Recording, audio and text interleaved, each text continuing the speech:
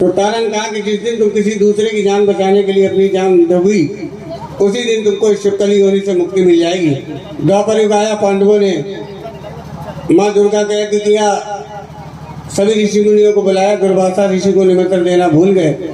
दुर्वासा जी ने इस पर अपना अपमान समझा, क्रोध में आकर के एक पक्षी का रूप बनाया, जिंदा सर्प अपनी चोट में दबा कर के आकाश मार्ग के उसी जगह पर पहुंच गए जहाँ पांडवों के प्रसाद की खीर बन रही थी। जाकर के उस सांप को उसी कढ़ाई में छोड़ दिया। एक आम सारा दीवार से वही चिपटी हुई छिपकली देख रही है। जैसे एक समापन हुआ, ऋषि मुनि प्रसाद लेने के लिए आते हैं, वो छिपकली उसी कढ़ाई में कूद जाती है। ऋषि मुनि ने देखा इस प्रसाद में छिपकली गिर गई है, खीर तो विषैली हो गई है। एक गड्ढा खुलवाया, खीर को पलटवाया, लास्ट में देखा कि उसमें सर्प भी खाकर दिखाई देती है। तो ऋषि मुनि ने कहा, भैया आज अगर छिपकली अपनी जान न देती तो हम लोग कभी नहीं जान पाते इस प्रसाद में सर्प गिर गया। मैया इसको मोक्ष देना। भक्तों की पुकार मैया सुनी। रुक्मिणी का अगला जन्म राजा स्पर्श के यहाँ हुआ। महिला में खुशियाँ मनाएगी, ब्राह्मणों को बुलाया गया, जन्म कुंडली बनवाएगी। ब्राह्मणों ने बताया, राजन एक कन्या श्रापों से बंधी है, ये अगर आपके राज्य में रहेगी तो सारी प्रजा नष्ट हो जाएगी। या तो इस कन्या को मरवा दीजिए या इस कन्या को अपने राज्य के बाहर कहीं छुड़वा दीजिए। अगले दिन राजा ने बड़े भैया को बुलवाया, लकड़ी का संदूक बनवाया, हीरे जवाहरात से संदूक को जड़ दिया। संदूक में गुलाब के फूल बिछाए, सुंदर सी कन्या को उस संदूक में लिटाया। गंगा घाट पर लेकर पहुंचे राजा स्पर्श। कहने लगे, हे गंगा मैया, लोग तुम्हारे मुर्दे बहाने लाते हैं, लेकिन आज मैं अपनी जीवित कन्या को तुम्हारे हवाले करने आया हूँ। इसकी रक्षा करना, जहाँ इसका मुकद्दर हो पहुँचा देना। संदूक बैठे बैठे काशी घाट पर पहुँचा, जहाँ एक ब्राह्मण देवता स्नान कर रहे थे। संदूक पर नजर पड़ी, संदूक लेने के लिए आगे बढ़े, लेकिन संदूक नहीं मिला। बाहर निकल आया, आगे शमशान घाट की ओर देखा कि ये दर्जन भैया सफाई का काम कर रहे हैं। कहा, देखो एक संदूक जा रहा है, हमने देखा तुमको निकालना है, इसमें जो भी होगा हमारा तुम्हारा आधा आधा हो जाएगा। सीधा साधा अर्जुन गंगा मैया में डुबकी लगा दी, संदूक बाहर ले आया। हीरे जवाहरात अर्जुन ब्राह्मण ने आधे आधे बांट लिए। जब कन्या को देखा तो अर्जुन ने कहा, महाराज मेरे संतान नहीं है, एक कन्या हमको दे दीजिए। तो पंडित जी ने कहा, मेरे पास धनमाल नहीं है, धन हमको दे दीजिए। तो दोनों भक्तों की मनोकामना पूरी होगी। अर्जुन को कन्या मिल गई, ब्राह्मण को धन मिल गया। तो दोनों भक्तों ने बड़े भक्ति के साथ गंगा मैया की जयकार लगाई। प्रेम से बोलिए गंगा मैया की। अर्जुन ने कन्या को गले से लगाया, अपने घर की ओर चल दिया। ब्राह्मण ने धन को समेटा, अपने घर की ओर चल दिए। इधर तीसरे जन्म में तारा का राजा का जन्म हुआ। अवधपति महाराज हरिश्चंद्र के संग में विवाह हुआ। रुक्मिणी का भी उसी नगर में विवाह घर साथ हुआ। तारा और रुक्मिणी का मिलन देखिए जरा, कुछ बात हुआ। रुक्मिणी के साथ तारा के महल में सफाई का काम करने जाती थी। एक दिन उसकी तबीयत खराब होने के कारण उसने रुक्मिणी को ही भेज दिया। जैसे रुक्मिणी महल में पहुंची, तारा दरबार सजाए हुए मैया का पूजन भजन कर रही थी। जैसे तारा ने पलट के देखा, तारा को भूत और भविष्य का ज्ञान था। कहने लगी, रुक्मिणी तू मेरे तीसरे जन्म की सगी बहन है, लेकिन मैया के व्रत में तूने ऐसा भोजन किया था। भक्तों की पुकार से तेरी योनि तो बदल गई, लेकिन वो गंदगी आज भी तेरा पीछा नहीं छोड़ रही है। ऐसा कर, मैया की जोत जगा, मैया का जगराता करा, मैया तेरे सारे गुनाह माफ कर देगी। तारा ने जब ऐसी बात कही तो रुक्मिणी ने कहा, मैं जोत जगाऊंगी, जगराता कराऊंगी, लेकिन पहले मैया मुझे एक सुंदर सा पुत्र देगी। तो तारा ने एक दरबार से फल उठाया, रुक्मिणी की झोली में डाल दिया। कहा, जाओ जैसी तुमको संतान की प्राप्ति हो, मैया की जोत जगाना, जगराता कराना। 1 साल के अंदर रुक्मिणी का बड़ा सुंदर सा पुत्र पैदा हुआ।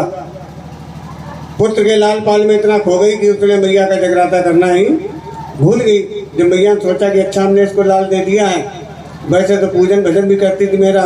मैया ने परीक्षा ली, बच्चे को बड़ी बड़ी चेचक निकली। जब बच्चे की हालत ज़्यादा खराब, दौड़ी दौड़ी तारा के पास बच्चे को लेकर के पहुंची। कहने लगी, महारानी मेरे बच्चे को बचा ले, पता नहीं मेरे बच्चे को क्या हो गया।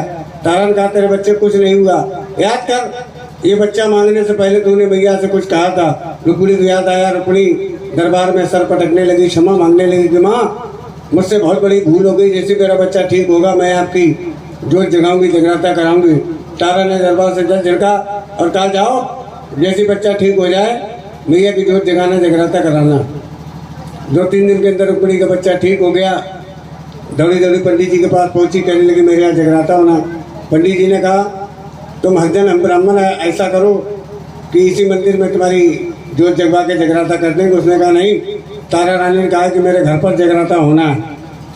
जब तारा रानी का नाम लिया तो पंडित जी बोले ठीक है, घर पर ही होगा। पंडित जी की सारी बातें तारा को बताएं तो तारा ने कहा जाओ पंडित जी के साथ मैं स्वयं तुम्हारे यहाँ जगराता करने आऊँगी। ये बात राजा हरिश्चंद्र का नौकर खड़े खड़े सुन रहा है। उसने जाकर के राजा हरिश्चंद्र से कह दिया कि आज आपकी रानी हरिजनों की बस्ती में रुकनी यहाँ जगराता करने जाएंगी। राजा ने कहा देखे कैसे जाती है। राजा ने महल के सारे दरवाजे बंद करवाए, ताले डलवाए, अपनी उंगली में चीरा लगाया, नमक वगैरह छिड़क लिया जिससे राजा को नींद नहीं आए। जब जगराते का समय हो गया, राजा को नींद नहीं आई तो तारा ने मैया से प्रार्थना की। मैया ने 2 वीर भेज दिए, एक राजा के इस कंधे पर, एक राजा के उस कंधे पर। राजा चारों खाने चिट खराटे लेने लगे। तारा ने महल की खिड़की खोली, रस्सी लटकाई, दौड़ी दौड़ी रुक्मिणी का जगराता प्रारंभ कर दिया। सारी रात भेटे भजन लंगुरियाँ शुरू कर दी। इतने में राजा की खुली आंख देखा जब नजारा, खाली पड़ा पलंग नजर आती नहीं। तारा बोले मेरा नौकर सही कह रहा था। गुस्से में आकर के नंगी तलवार हाथ में ली कि आज रानी जहाँ भी मिलेगी इसका सर कलम कर देंगे। तारा रानी मैया का पूजन भजन कर रही, भेटे भजन लंगुरिया गा रही है।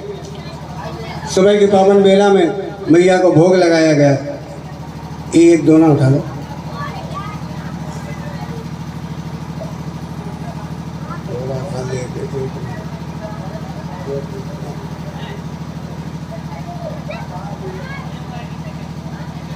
थोड़ा सा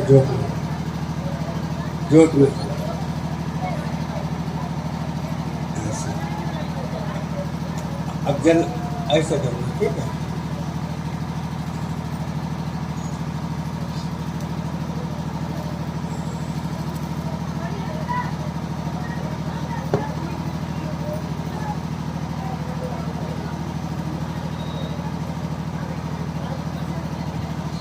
मैया को भोग लगा। अर्जुन ने कहा महारानी इस प्रसाद को पहले आप ग्रहण करेंगे, उसके बाद हम लोग सभी इस प्रसाद को लेंगे। तारा ने झोली फैला दी आगे, झोली कर दी आगे, प्रसाद ले लिया। ये राजा हरिश्चंद्र पीछे बैठे बैठे देख रहे। रानी वहाँ से चले उससे पहले राजा चल देते, तलवार हाथ में है। जैसे ही रानी को देखा राजा ने तलवार चलाई है तो वो तलवार उसी झोली में जाकर के लगी जिसमें प्रसाद रखा हुआ है। तो देखिए होता क्या कि झोली में देखा राजा के तब होश उड़े थे। हलवा चना की जगह खिले फूल पड़े थे, एक नारियलों में बा सुपारी पड़े चावल। ये देख चमत्कार राजा बुद्ध से करते, पुतले के समान राजा की कंडीशन। बोले तू रानी है कोई जादू कर रही है? अभी तूने प्रसाद में क्या लिया और फल फूल मेवा नारियल, ये क्या चक्कर है? जरूर तो कोई जादू करनी है। रानी ने कहा ना मैं कोई जादू करनी हूँ ना मैंने कोई जादू सीखा।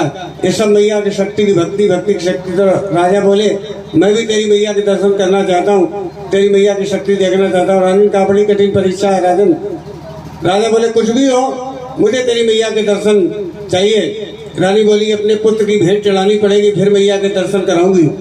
राजा उस पर भी तैयार हो गए। बोले कुछ भी हो मुझे तेरी माँ के दर्शन करना, तेरी माँ की शक्ति देखना। अगले दिन मंदिर में देखो राजा ने एक काम किया, भेंट चढ़ा दी, काट के सर बेटे का काम तमाम दिया। भेजा बुलावा घर घर, मैंने रुकने घर पर काम दिया तो समझ गई दुर्गे मैया। फिर माँ ने भी एक काम दिया। माँ ने कहा जाओ भले बाबा अयोध्या नगरी के घर घर में कहकर आओ कि राजा हरिश्चंद्र के जागरण में कोई नहीं जाएगा। जिसको भी मैया का नाम लेना है घर पर ही ले ले। जब जगराता शुरू हो गया 10 बज गए, 11 बज गए, 12 बज गए, 1 बज गया, 2 बज गए। जब राजा हरिश्चंद्र के जागरण में अयोध्या नगरी का एक भी व्यक्ति नहीं आया तो राजा हरिश्चंद्र कहने लगे माँ केवल मैंने आपके दर्शनों के लिए इतना बड़ा कदम उठाया। एक पुत्र था मैंने उसकी भी आपको भेंट चढ़ाई, फिर भी मुझे आपके दर्शन नहीं हुए, मेरे जगराते में कोई नहीं आया। अब मेरा जीने से क्या फायदा? जैसे राजा ने अपना सर काटने के लिए तलवार उठाई है वैसे शेर दहाड़ा, सिंह सवारी किए हुए मोमन मंद मुस्कारी, बोलो ज्वाला मैया की।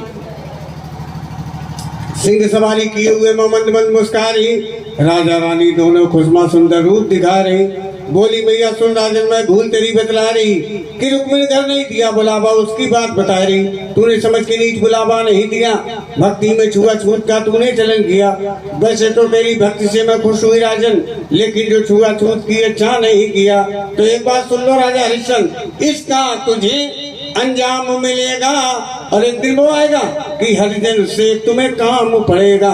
मैं गंगा हूँ कोई ना आए, ब्राह्मण हरिजन सब तर जाए। बोली भैया तारा बेटी तू भक्ति का है दर्पण, मांग ले तारा, मैं तेरी भक्ति से बहुत खुश हूँ। आज तो सारा संसार भी मांगे तो इतना छोटा बना करके तेरी झोली में डाल सकती हूँ। तारा ने हाथ जोड़े कहा भैया आपकी दया से हीरे जवाहरात के भंडार भरे पड़े हैं। जो कमी है भैया आपके सामने, भैया ने रोहितास का सर धड़ से जुड़वाया, अमृत छिड़का, जीवन दान दिया और उसी दिन भैया ने एक ऐसा फल उत्पन्न किया जो कि बिल्कुल सर के आकार का होता है, नारियल जिसको कहते हैं। एक ईंट मंगा दीजिए, एक ईंट उठा दीजिए उधर से।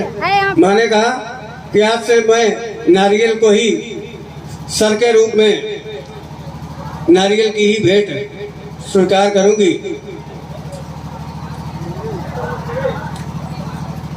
तो बोली भैया तारा बेटी तू भक्ति का है दर्पण, सदा रहे सौभाग्यवती रहे, मत तेरा जग में साजन। इस दुनिया वाले जागरण मेरा कराएंगे, रचनाएं हर तरह की जागरण में गाएंगे, लेकिन वो जागरण तभी होगा सफल मेरा, तारा और रुक्मिणी का जो किस्सा सुनाएंगे। इतना कह के मैया ने वरदान दिया तारा को कि तारा तो चमकेगी बन ध्रुव तारा, हरती हूँ रुक्मिणी का दुख सारा, जन्म जन्म सबके दुखड़े हरूंगी, सत्य सुहाग की रक्षा करूंगी। इतना कह के हो गई अंतर ध्यान भवानी, बड़ी खुशी दो राजा रानी, जगह जगह मंदिर बनवाए, मैं रुक्मिणी माँ के गुण गाए। तारा रुक्मिणी का सुनो तो किस्सा हुआ तमाम, जिसने कहानी ये सुनी वो जाए माँ के धाम। जयकारा भवानी का, बोलो सच्चे दरबार की।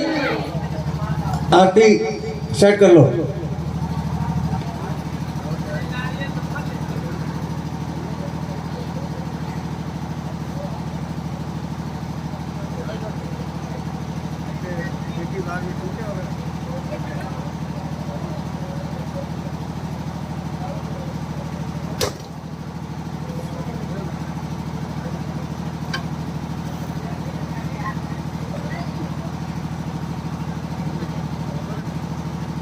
आप जो है तो आप गंगा मैया को इस वक्त कहाँ है और घुमाए जाते हैं।